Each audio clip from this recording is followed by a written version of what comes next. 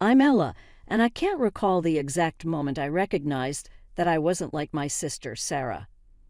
Perhaps it was when I was 7 and she was 4, and I was helping Mom with dinner as I watched her play with dolls.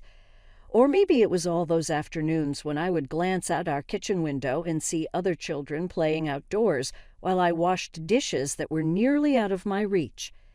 Ella, homework done. Every day after school, Mom would ask in a harsh, expectant voice. Yes, Mom, I would respond, having already tied the oversized apron she had purchased for me on my 6th birthday. A practical gift, she had described it as. All right, now assist me with dinner. You can go play, Sarah, my dear.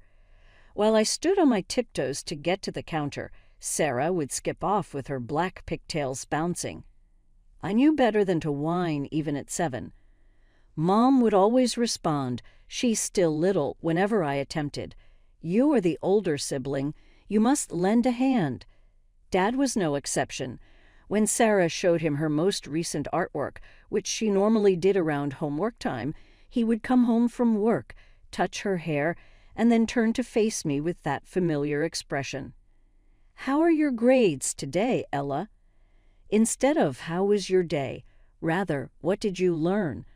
Only grades. Grades are always given. I would remark, all A's, Dad, and he would nod as if that were the very least he needed, since it was. Our modest 2-story home was located in a middle-class area, so it wasn't very large. I hardly ever saw my pals outside of school, even though they lived close by. Doing the dishes, doing the laundry, assisting Sarah with her homework, despite her infrequent attention span, or studying to keep up those flawless grades. There was always something to do. I recall a specific afternoon when I was 10 years old. My teacher was praising me, and my parents were happy because I had just won first place in the regional arithmetic competition. Mrs. Peterson remarked, "You've done such an amazing job raising Ella. Her love for learning is extraordinary." Mom and Dad looked at each other with pride. "Well, we've always encouraged her to read," Mom remarked as she placed her hand on my shoulder. "Haven't we, Ella?"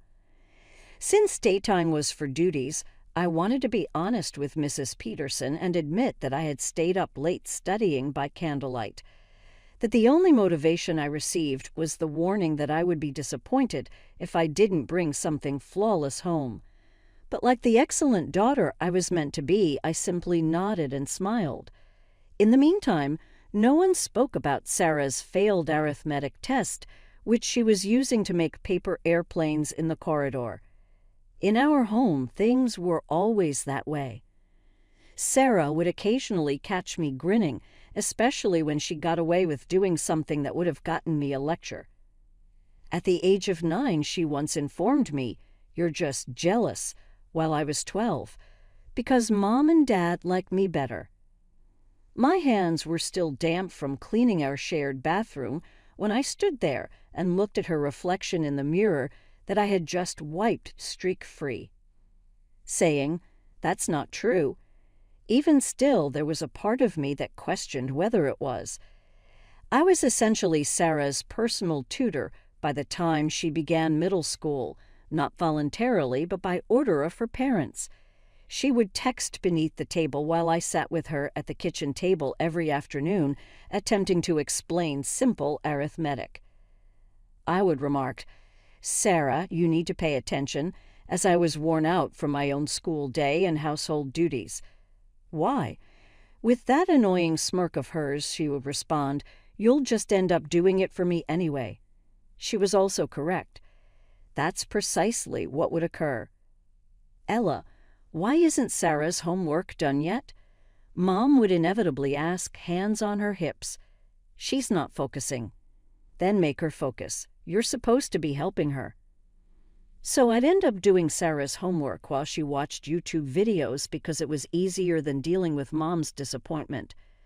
Meanwhile, Sarah's weekly allowance would appear like clockwork, $20 every Friday. Me, I was lucky if I got $5 a month, usually with a lecture about how money doesn't grow on trees. The breaking point came when I turned 16. I was tired of watching Sarah flaunt her new clothes and latest gadgets while I wore hand-me-downs and couldn't even buy lunch at school.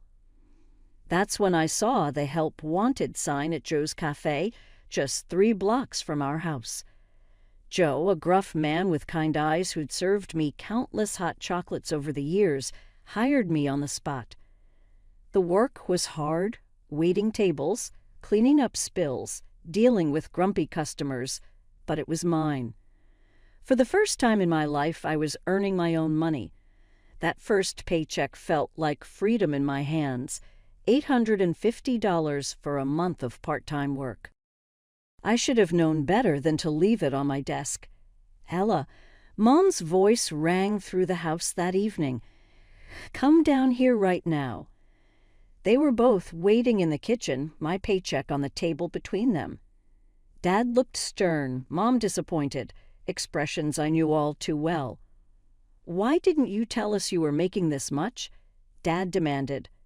I just got paid, I stammered. Well, since you're living in our house and eating our food, you'll be giving us half of this, Mom declared. It's only fair. The worst part wasn't even giving up half my paycheck. It was what happened next. A week later, Sarah waltzed into our room wearing brand new Nike sneakers. Look what Mom and Dad bought me with your money, she sang, twirling around. Guess all that working is good for something after all. I locked myself in the bathroom and cried that night. But it was also when I made my decision. I was getting out of here, and college was my ticket to freedom. My parents would never pay for it. They made that clear every time they talked about how Sarah would need money for college someday. So I threw myself into my studies with renewed determination. I started staying late at school to use the library computers, researching scholarships and free tuition programs. Every spare moment was spent studying for the SATs, writing essays, and maintaining my perfect GPA. Graduation day was exactly what I expected it to be, another performance of The Perfect Family starring my parents. I sat through the ceremony in my blue cap and gown, watching them beam from the audience as Principal Roberts called me up as valedictorian. The Matthews have done an extraordinary job raising Ella, he announced to the crowd. Her academic achievements are truly remarkable. Mom dabbed at her eyes with a tissue while Dad stood tall, his chest puffed out with pride. I could see them soaking up the praise like they always did, nodding and smiling as other parents congratulated them on their wonderful parenting. What none of them knew was that I'd already received acceptance letters from every college I'd applied to. I'd been checking the mailbox religiously for weeks, intercepting the letters before anyone else could see them. Each congratulations felt like a key to a door I'd been trying to unlock. My whole life, but the best one, the one I'd chosen, was from Riverside State University. Full scholarship, free dormitory housing, and a stipend. It was 4 hours away in the next state over, far enough that I couldn't come home on weekends to help out. I hadn't told them yet. I was waiting for the right moment, which came sooner than I expected at our graduation dinner. Mom had made my favorite pasta, or what she thought was my favorite. She'd never actually asked. We were all sitting around the dining room table when Mom said, serving herself another helping, "Have you thought about what you're going to do now?" I opened my mouth to tell them about Riverside, but before I could get a word out, Mom continued with a bright smile, "I was talking to Joe at the cafe yesterday. He said he'd be happy to take you on full-time. Wouldn't that be wonderful?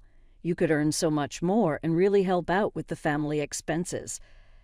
I took a deep breath. I got accepted to college. Full scholarship at Riverside State. I'm starting in the fall. The silence that followed was deafening. Mom's fork clattered against her plate. Dad's face turned an alarming shade of red. College? Mom's voice was sharp. In another state?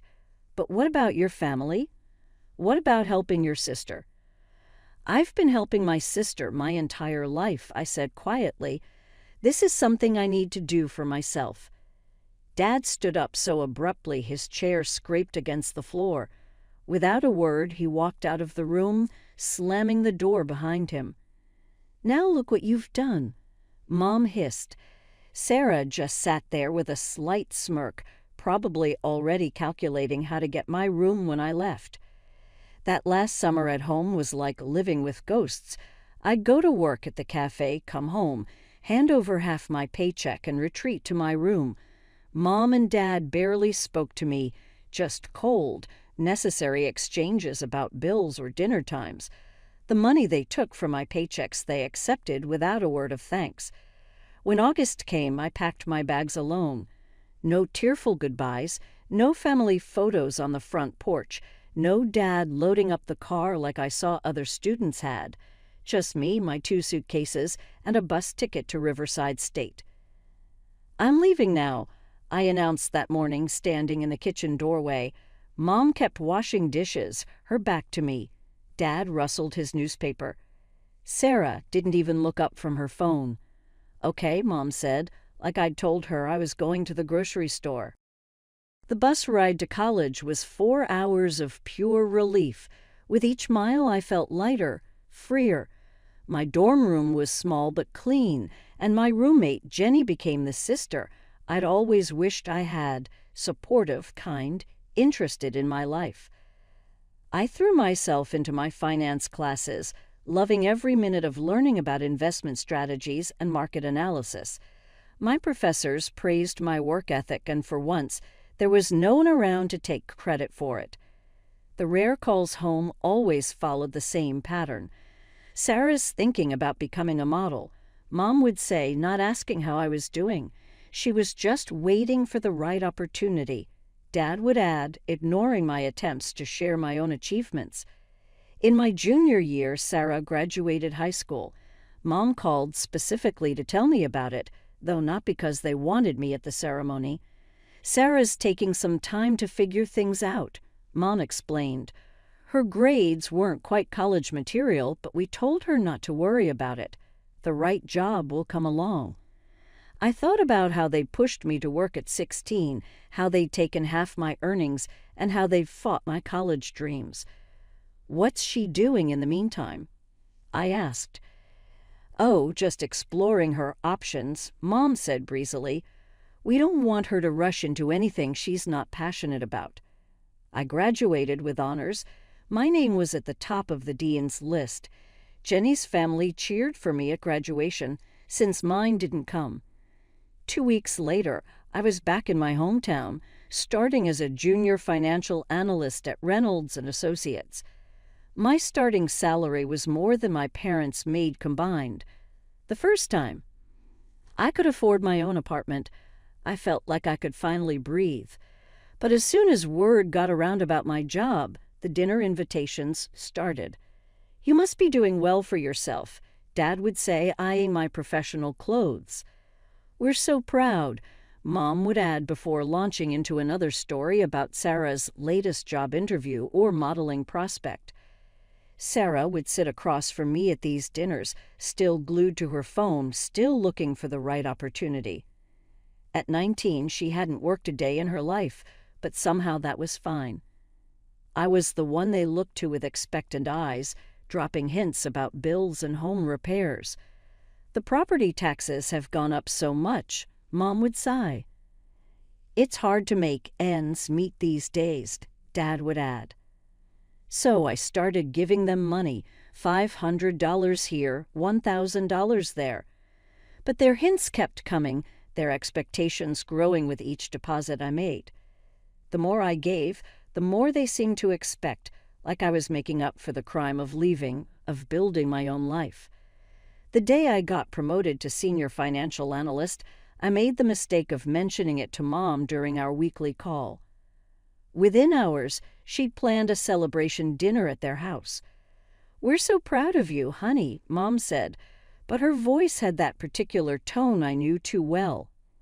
"It's wonderful that you're doing so well, especially since things have been so difficult here," Mom added, "Right on cue," Dad sighed heavily. "The company's making cuts again. They've reduced my hours," he said.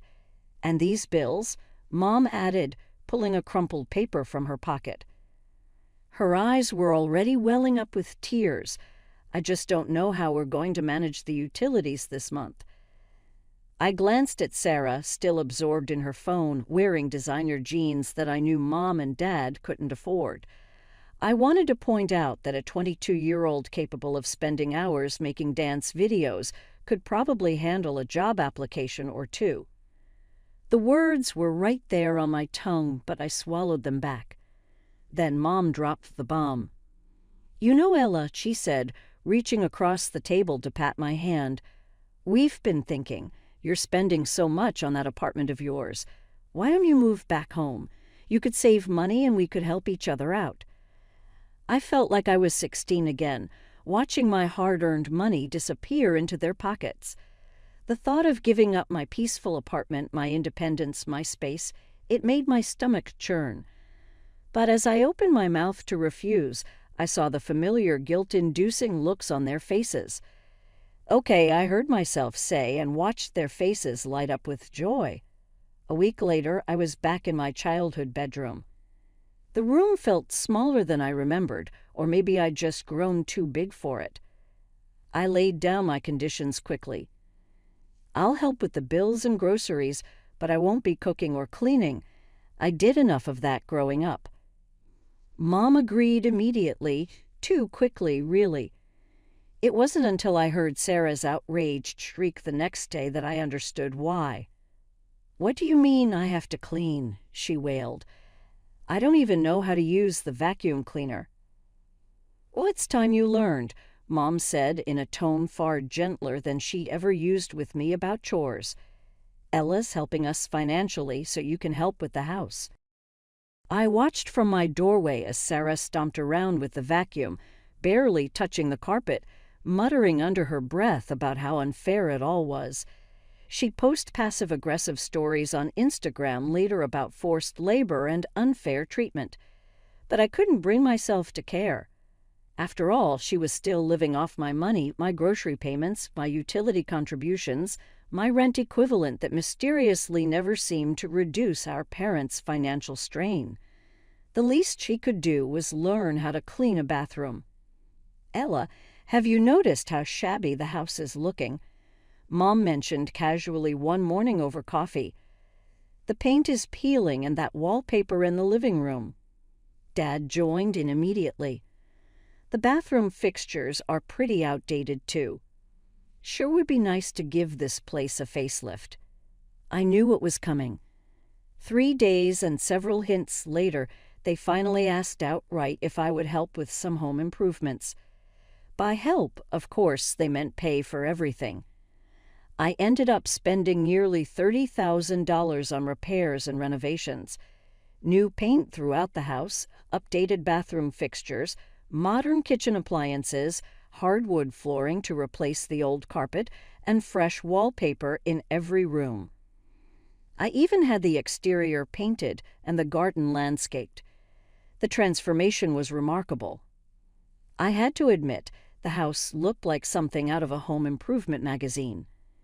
And suddenly, our house became the social hub of the family. "You must come see what we've done with the place," Mom would say on the phone to relatives and friends. "We've made such wonderful improvements."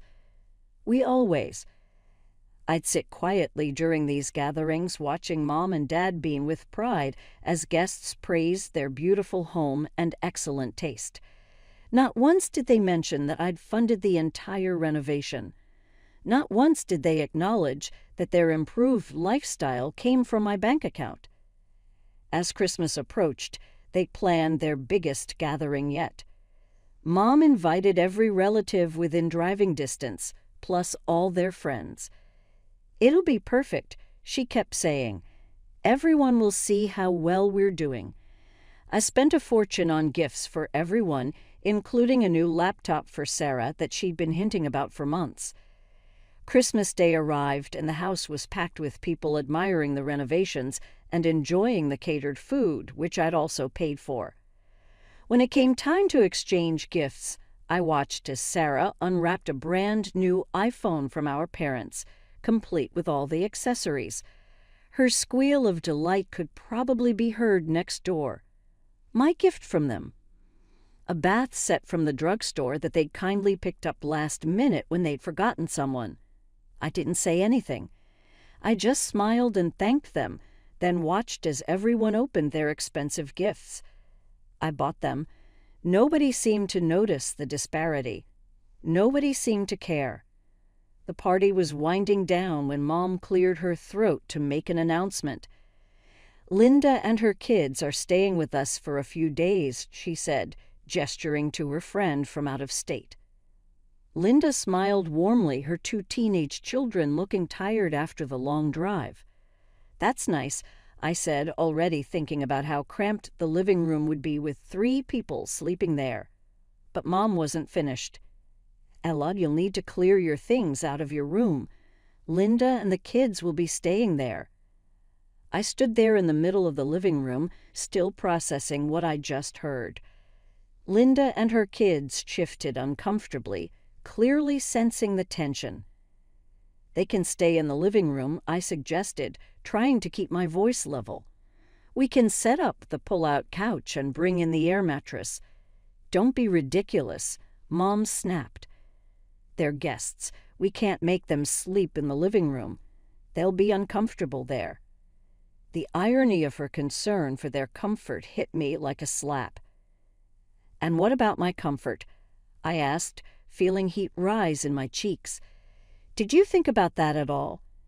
Dad waved his hand dismissively. "Stop making a scene.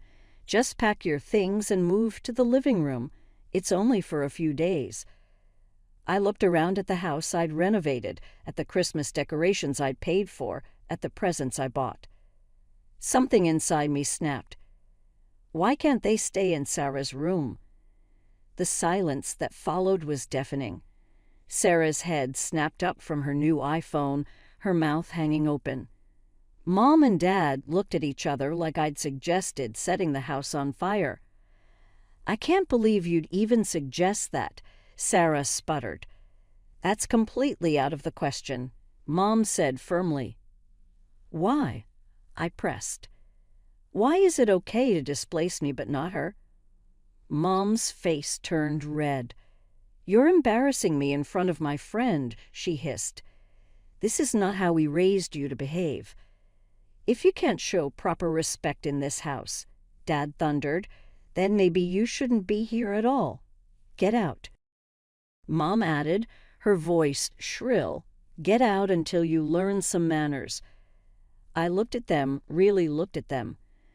At Mom's self-righteous anger, at Dad's red face, at Sarah's smug little smile. Not one of them seemed to remember or care that I was the one who paid for the roof over their heads, the food on their table, the presents under their tree. I didn't remind them. Instead, I walked upstairs to my room. The room they wanted to give away like it was theirs to give. My hands were steady as I packed my suitcase, as I made calls to find a hotel or hostel that had vacancies on Christmas night. The Paradise Inn, a small hostel on the edge of town, had 1 room left. I booked it immediately. 20 minutes later, I walked down those beautiful hardwood stairs I'd paid for, carrying my suitcase. Nobody tried to stop me. Nobody said a word. Sarah just smirked and went back to playing with her new iPhone. The Paradise Inn wasn't much, a small room with a lumpy bed and a bathroom down the hall, but it felt more like home than my parents' house had in years. I spent New Year's Eve there alone with Chinese takeout and my laptop, searching for apartments. I found a 1-bedroom apartment in a modern complex across town, far from my parents' neighborhood. My phone buzzed constantly those first few days, texts and calls from my parents and Sarah. I didn't read or answer any of them. I bought furniture I actually liked, not just what my parents would approve of. I painted the walls colors I chose. I created a space that was entirely mine. 2 weeks after I moved in, Mom finally caught me off guard. I answered my phone without checking the caller ID, a mistake I wouldn't make again. "The utility bills are due," she said without preamble, her voice sharp and demanding. "Linda and her kids are gone now, so you can come back. Your room is waiting." I almost laughed at the absurdity of it. No hello, no apology, just another demand. "No," I said quietly. "What do you mean, no?" She sounded genuinely confused, as if the possibility of my refusal had never occurred to her. "I mean no, Mom. I'm not coming back, and I'm not paying your bills anymore." After a minute of astonished quiet, the explosion I had anticipated occurred. She screamed, "How dare you? This is how you pay us back for everything we've done for you. By leaving your loved ones behind when we need you." I listened to her tirade for a while, hearing the same old accusations and guilt trips. They stopped touching me. When she paused to get her air, I added, "You made it very clear how you really feel about me. You've demonstrated to me that I am merely a checkbook. That checkbook is now closed. Please don't give me another call until you're prepared to show me respect." Before she could answer, I hung up. After then, the calls and texts became more intense. Voicemails regarding family duties were left by Dad. Sarah used deceptive messaging to claim that my selfishness was causing her pain. Mom went through phases of anger and emotional guilt trips. They were all blocked by me. Months came after weeks. I started taking yoga courses, got another promotion, and poured myself into my work. I learned about what was going on at my parents' house from common friends. For the first time in years, they were having trouble paying their expenses. Sarah, who had always detested the unglamorous employment, had been forced to accept a position as a cashier at the neighborhood supermarket. She was reportedly awful at it, as seen by her many sick leave requests and complaints about having to stand all day. Their parents were telling everyone they could about their ungrateful oldest daughter who had deserted them when they needed her. They would tell intricate stories about all they had given up for my education, none of which was real, and how I had betrayed them as soon as I succeeded. Some individuals allowed them to be believed. Actually, I had been the responsible one, the obedient daughter, and the family ATM for 25 years. I needed to be myself now. The irony is that I now genuinely appreciate them. For that final Christmas night when they went too far, not for the years of control and manipulation. To discover who you are, sometimes you have to lose everything. Emma's birthday still comes clearly to me. Mom and Dad informed me I would be a big sister, and I was 5. They said it would be fantastic, that I would have a lifetime best friend. They'd omitted mentioning my additionally being invisible. Growing up in the Mitchell house meant early on that there was a definite hierarchy. Emma at the top, and me somewhere below the family dog. Paula is her name. Neither is it subtle. Mom would cook Emma's breakfast to order every morning.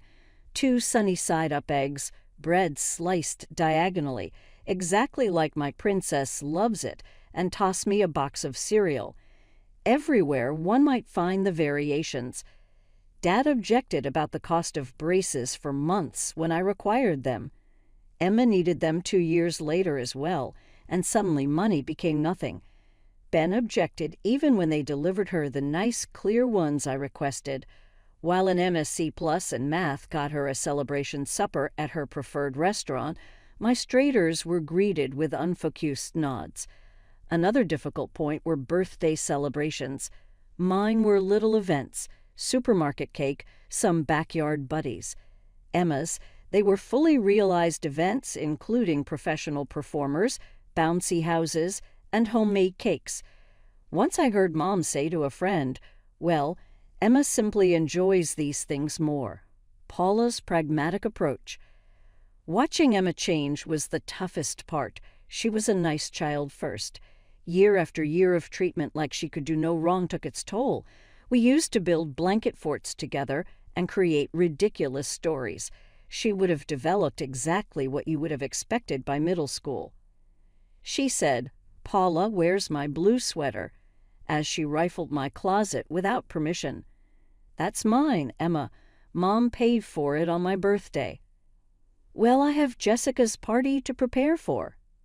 "Mom, Paula won't share." And naturally, "Paula, don't be self-serving. Allow your sister to borrow it." I discovered how to choose my battles, expect nothing, and find approval elsewhere. My haven turned out to be schools. Emma had 2 lines and was being praised for performing in the school play. I was quietly developing my escape plan, winning science competitions, and acing AP classes. Full scholarship, when my admission letter from State University arrived, I considered maybe, just maybe, they would be proud. Rather, Emma's vivid account of her 7th grade student council election campaign dominated supper that evening. "Mom, I got a full scholarship," I said, trying to interrupt at a rare silence. "That's great, honey. Tell us more about your campaign posters. Emma, Sweetheart." I would count the minutes until I could go, even in those initial years of college, when I just returned for important holidays. Every visit was the same. Emma's successes occupied front stage, while my dean's list results and internship offers hardly justified review. I came to keep my visits brief and my expectations shorter. Every semester, the instant exams concluded, I would return to my dorm, where at least my successes were personal, and nobody would compare them to those of a younger sister's average performance. "Hey, remember me? This Facebook message would change my life. I'm in junior year at State. Mike Harrison attends Kennedy High. When you were a freshman, I was a senior." Of course, I thought of him, the charming debate team member who had never given me a second look back then. We began everyday conversations, exchanging memories from high school and college stories. Something connected between us. He was an engineer working back in our hometown. I returned home after college and found work as a project manager at Turner & Associates. First week back, Mike and I had coffee. That coffee became dinner. Dinner became dating. Before I knew it, we were apartment looking together. The only black cloud was my parents' ongoing apathy. Too preoccupied worrying about Emma's college experience, they hardly noticed my new job or relationship. "She's having such a difficult time adjusting," Mom would groan during our few phone chats. "Not everyone can simply breeze through college like you did." To offset everything, though, I had Mike's family. His sister Jenny became the sister I'd always wanted Emma to be, and his parents, Tom and Sarah, greeted me like the daughter they never had. Every week they came over for supper. They helped us arrange our apartment, and they really cared about my professional development. 2 years later, at our little wedding, Sarah exclaimed, "We're so proud of you both." Just close friends and relatives, Mike's parents' garden was the scene of a basic ceremony. Naturally, my parents arrived, but they spent much of the reception discussing Emma's summer internship. Perfect life seemed to be here. I was happily married, doing great at work, and at last part of a family that loved me. 2 years after the wedding, I became pregnant and felt as though things could not get much better. Mike appeared every bit the devoted father. Our son Lucas was born gorgeous and healthy. After Lucas turned 1, though, something happened. Mike withdrew, began working late, called off our Friday evenings. Though deep down I knew it was more, I tried to persuade myself it was just new parent worry. The confession arrived on Tuesday evenings very regularly. Mike strolled in looking as like he hadn't slept in days when I was feeding Lucas in his high chair. His voice quivering, he replied, "I need to tell you something. I have also met someone else. She goes as Rachel. I'm in love with her. She's a customer right now at work." The divorce was shockingly cordial and fast. Mike went to Colorado with Rachel, but he insisted on paying child support and substantial alimony. During our final conference, he remarked, "I may be a terrible husband, but I won't be a terrible father." After completing the final documents, I sat in the office of my attorney carrying Lucas close. He was too young at 2 years old to know why Daddy was not returning home. Mike's family proved to be my lifeline following the divorce. Though all that transpired with their son, Tom, and Sarah were committed grandparents to Lucas, and Jenny was the greatest a child could wish for. Every time we went to their house, Lucas would brighten, sprinting directly to the toy zone set aside just for him. Jenny constantly had some fresh game or craft project idea, and Tom would drop down on the floor to play with trucks. The house of my own parents told another altogether different tale. Hoping they would want to establish a relationship with their only grandson, I attempted to see them sometimes, but it was terrible to see their apathy. Mom would say, "Paula, don't let him touch that vase," only glancing up from her magazine. "And watch him, he'll scratch the hardwood flooring if he runs about too much." Sensing the frigidity, Lucas would hang to my leg. Emma's presence on our trips added a more striking contrast. I have my successful girl here. Dad would brighten as Emma passed, chatting about her new employment with some trade business. Too busy hanging on Emma's every word about workplace politics and client meetings, they would totally disregard Lucas's attempts to show them his latest sketch. Those trips become less and less frequent. Rather, I concentrated on what I could influence, my job and finding Lucas a solid, loving home. Jenny and her parents were eager to assist with child care, so I began working on increasingly difficult assignments at the office. The Singapore account is high risk, my supervisor cautioned when I offered to oversee it. "Nobody has been able to close this deal in 3 years. I said with great conviction, "I can do it." I did. 3 months of late nights, video conferences across time zones, and subsequently thorough bids closed the contract and doubled its initial size. More successful initiatives followed, each one enhancing my reputation until I became the preferred consultant for our toughest customers. Along with a corner office and pay that made my eyes wet, the elevation to senior account director came with, to Paula Mitchell, my group toasted following my landing of the Microsoft account. The miracle worker. That sale brought the last component I needed as a bonus. I house hunted Lucas that weekend, showing us a gorgeous 3-bedroom apartment, the agent stated. "This one has a park nearby, and the school system is first-rate." Driven by his own room for all his toys, Lucas dashed from one to another. I ran the mortgage figures one more time while I watched him, exploring, calculator app open on my phone. "We will take it," I remarked. Lucas remarked, "Mommy, are we really getting a new home with my own room?" That night, as I put him into his bed at our former apartment for one of last visits, "With your own room and a special art corner and space for all your books," he gave me a great embrace. "You are the greatest mother ever." It dawned on me then that I could stop the pattern, even if I could not alter my background or the actions of my parents. My youngster never questions his value or sense of second best. The speed with which things altered was remarkable. Once news got out about my promotion and new apartment, Mom's text on my phone buzzed. "Sweetie, we haven't seen you and Lucas in months. Why would you not come over this weekend?" I dropped my coffee almost here. This was the same woman who had spent the past 5 years hardly noticing my presence.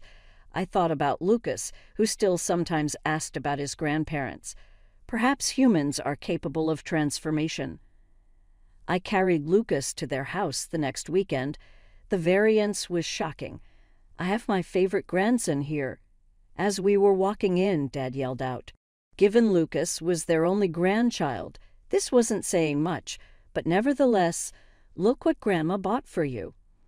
Mom created a brand new toy truck, something she had never created before. And I baked cookies.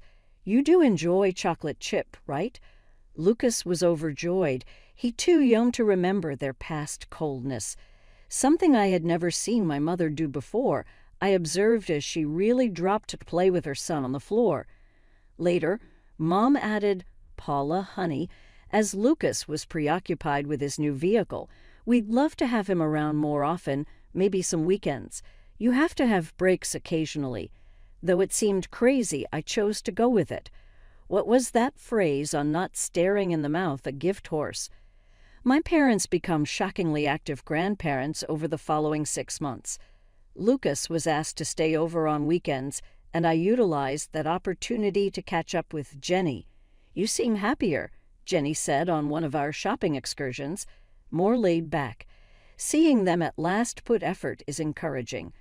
I know why, yet even so I concede. The reason became more obvious as the modest initial requests began to show up. Little things like Dad's watch required maintenance and Mom needed assistance with a plumbing bill, small expenses that fit her new pay. Each time I answered, remembering all the dancing classes and summer camps Emma had paid for but denied me, "Of course, I'll help." Being the one people turned to now felt nice, in a sort of sense. Then Emma came to me via the family. "Terrific, terrific," Mom remarked. Her work at the trade firm wasn't going as expected. She had been passed over for multiple raises. Mom said, "It's just office politics," during one of our new frequent family dinners. They do not value ability there. The demands for money expanded. New refrigerator, house repairs. After that arrived the major one. One Sunday, Dad stated, "Sweetheart, as Lucas was sleeping upstairs, we have been considering a new automobile. For us, the payments would be somewhat costly, yet given your new job, they selected someone who would have caused me to choke a year ago. These days it was under control. Mom told me, 'We'll pay you back,' but we both knew they wouldn't. Anyway, I agreed. Perhaps I wanted to prove something to myself, or perhaps I was purchasing affirmation. In either case, I began monthly mailing them checks for the auto installments. Just be careful. Jenny cautioned me over coffee the next day. Money has a way of complicating things. Though I agreed, internally I was wondering how complex things might become. I had more than enough. If purchasing my parents' attention meant Lucas might have grandparents in his life, was that not worth it? That Tuesday at work began as usual. The first wave of agony struck, abrupt and unexpected, causing me to collapse over in my chair mid-client presentation. "Call an ambulance," I overheard someone say. "She is white as a sheet." Everything beyond that turned into a jumble of voices and motion. Arriving fast, the paramedics helped me onto a stretcher while I attempted to focus across the waves of agony. One among them mentioned classic appendicitis symptoms. "We need her straight away to get to Memorial." One very distinct idea emerged through the fog of suffering. Lucas. He was to be collected from the school in 2 hours. The diagnosis was clear-cut and fast at the hospital. "Your appendix has to be removed," the physician said. "We already have an OR ready. You should stay at least 2 days following surgery." "First, I have to make a call," I said. My son, the nurse, gave me my phone, and I shookily dialed Mom's number. She grabbed on the 4th ring. "Mom," I whispered, attempting to keep my lad calm. "I'm in the hospital right now. This is my appendix. They have to start right immediately. Would kindly pick up Lucas from his school. I'll need someone to check on him throughout a few days of recovery." One paused. Then, "Oh, honey, that's not doable. I'm getting ready for Emma's promotion celebration, and your dad is too." She at last appointed junior executive to her organization. Compared to the agony in my chest, my stomach ache was nothing. "Mom, kindly, I'm needing assistance. Lucas ought to be picked up in less than 2 hours." "Well, that's really not our problem," she remarked, her voice abruptly frigid. "We have to rush to go to a restaurant with 50 patrons. We cannot be watching over children." "Babysitting? He is your grandchild." "Look, Paula," she sighed, as though I were acting irrationally. "Your accountability is Lucas. He touches everything and is generally really boisterous. It actually is rather a weight." What I was hearing defied belief. One burden, in all I have done for you. For the last year, I have paid your automobile loan, every time you ran upon money. She laughed so hard that it froze me to the very bone. Oh, we'll be skipping your giveaways going forward. Emma's new job pays really nicely. She will assist us instead of you. The line perished. With tears mixed with sweat on my cheeks, I lay in the hospital bed, foam still clamped to my ear. This was what it came down to. All those months of supporting them, all that money, all those weekends of playing joyful family. Lucas and I returned to being awkward afterthoughts the instant someone better arrived. The nurse hardly touched my arm. "Miss Mitchell, we really ought to get you ready for surgery right now." I nodded immediately on my phone, pulling Jenny's number. She took up the first ring. "Jenny," my voice quipped, "I'm at a hospital right now. Appendicitis. They're getting ready for my procedure. Would you kindly pick Lucas from his school? Though I hate to ask, text me the school information." She sliced right away. "What time must he be picked up?" 2:30. "Jenny, I'm very sorry to impose." "Stop it," says one of my nephew, "is Lucas. Obviously I will get him. Will not we have an overnight at my house? Still, he enjoys running with Max." Her snatching her keys in the background sounded audible. Tears running down my cheeks, I said, "Thank you." She answered resolutely, "I called my parents first. Pay more attention on improving yourself. With me, Lucas will be good, I guarantee." The next thing I recall was sleepy from anesthesia, waking up in recovery. My first logical thought went to Lucas, but Jenny's text was already waiting. "Lucas is really having a fun. We constructed a blanket fort and prepared pizza. Concern yourself with only becoming well." Over the following 2 days, she emailed pictures of Lucas playing with her dog, Max, helping her make cookies, nodding off among a stack of plush animals. Every one made my heart contract with thanks. Jenny drove me to her place when I was at last released. Running to me the instant I entered, Lucas stopped just short as he recalled I was ouchy. "Mommy, Aunt Jenny lets me help make breakfast every morning." Max slept in my blanket fort. Jenny promised to check in every day, stocked our refrigerator, and drove us home. The following 2 weeks passed in a haze of healing, Jenny bringing over food and keeping Lucas occupied when I needed rest. One evening, looking through Lucas's bedtime tale on social media, I came upon hundreds of pictures from Emma's promotion party, uploaded the same day I was in the hospital. Mom and Dad grinning triumphantly next Emma in her beautiful dress, champagne toasts, a complex cake. Everyone laughing and partying while I lie in a hospital bed. Their grandson disregarded as a weight. That evening, Lucas sleeping, I sat down at my computer. Initially, I stopped the automatic monthly transfer for their automobile payment to my parents' account. I blocked them on every social media network then. Examining the framed picture on my desk, Lucas and me at the park, both smiling while Jenny's dog, Max, chased bubbles around us, I felt something change inside of me. I had been attempting to pay my parents' affection with money and tolerance all these years. Real family, nevertheless, picks you up from the hospital. Real families create blanket forts with their children. Real families show up. 3 months later, life had settled into a harmonic pattern. Regular visitors to our house, Jenny and her parents kept our weekends full of barbecues, park trips, and movie evenings.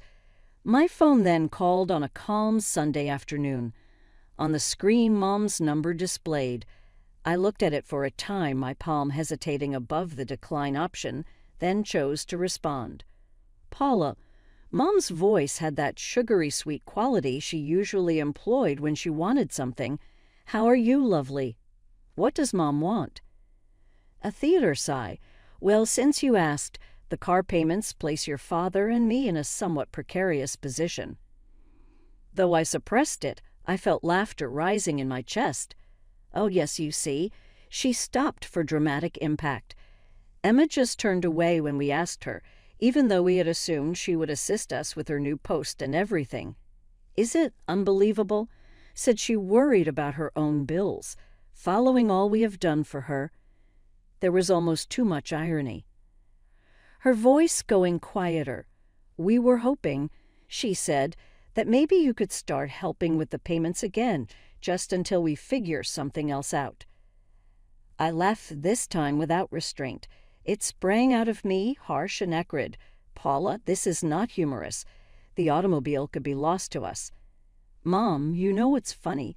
You called my son, your grandson, a burden 3 months ago while I was being rushed into emergency surgery. You were too busy commemorating Emma's promotion to be bothered to help us. Emma, the same one who now refuses to pay you a cent.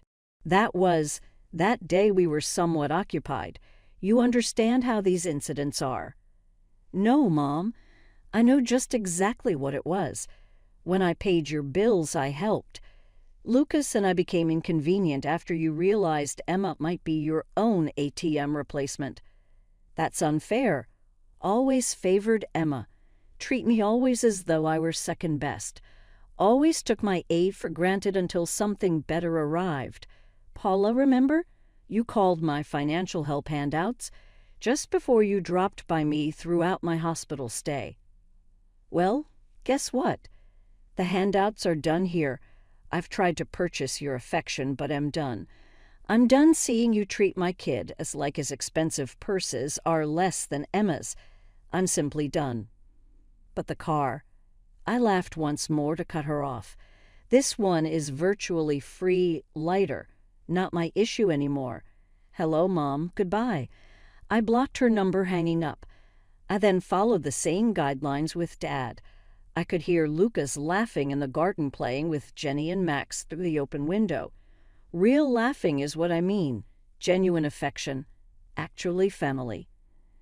The calls began to flood in waves, first from Mom's phone, then from Dad's.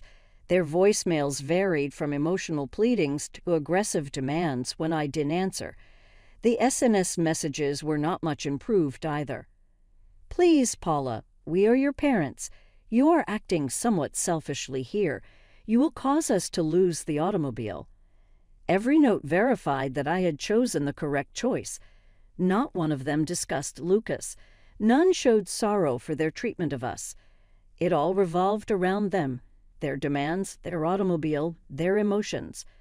1 week of this would have been sufficient. I totally banned their numbers, configured email filters to forward their communications directly to trash, and at last felt as like I could breathe once more. You all right? One Sunday afternoon, as we watched Lucas and Max race each other across her parents' yard, Jenny inquired. Tom was grilling while Sarah was arranging the patio table for our monthly family supper. You know what? I truly am, I said, taking the offered lemonade. I mainly feel free. I keep waiting to feel guilty or sad. She remarked, You gave them more chances than they deserved, holding my hand. Walk away sometimes the healthiest thing you can do. Mommy, see what Grandpa Tom showed me. Running over, Lucas happily displayed a new Frisbee skill. While Sarah yelled encouragement from the terrace, I saw Tom drop the grill to help Lucas hone his throw. Family should be folks who show up for hospital runs and school pickups in addition to the happy times. These days, I'm not sure if Emma at last volunteered to assist my parents or whether they still own a car. I'm not sure if they are still hosting lavish celebrations or bemoaning their least appreciative oldest daughter. I don't follow their social media. I don't question friends about them. I don't drive by their house while I'm in the area. Lucas never inquired about them after that day, what I know of. Youngsters are intuitive. They know who loves them really. His mother at last realized that love shouldn't come with restrictions. He has grandparents who never miss school plays, an aunt who constructs blanket forts with him, and another. Lucas brought a family tree project from school home last week. He had sketched Tom and Sarah straight next to me, accompanied by Jenny and Max. His father maintained a little branch of his own. Regular video conferences and holiday visits have kept things friendly there, but my parents and Emma seldom showed up on the paperwork. Seeing his work, he questioned, "Is this okay, Mommy?" Miss Johnson advised family trees typically have more people, but I told her these are the only ones we need. We surrounded the cake, real grins on every face. I posted his painting on the refrigerator right next to the picture from his previous birthday celebration. "It's perfect, darling," I said to him. Absolutely perfect. Sometimes the family you are born into is not the one you are supposed to have. Sometimes you have to let go of the people who ought to have loved you to create space for the real ones. Though it took me 32 years to grasp that lesson, I would say it was well worth the wait seeing Lucas grow up surrounded by true, pure love.